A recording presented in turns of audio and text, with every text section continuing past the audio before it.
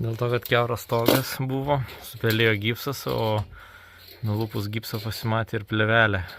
Garo barjeras buvo supelijęs tame sluoksnyje. Na ir dabar vat, ir pati stoginė plevelė supelyjusi.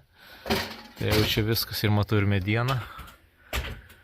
Tai čia jau reikia šalinti šitą visą dalį ir žiūrėti, ką toliau darysim.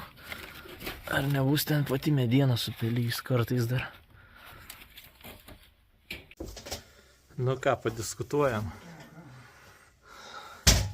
Visa stogo danga papačia supelyjus yra juoduliai.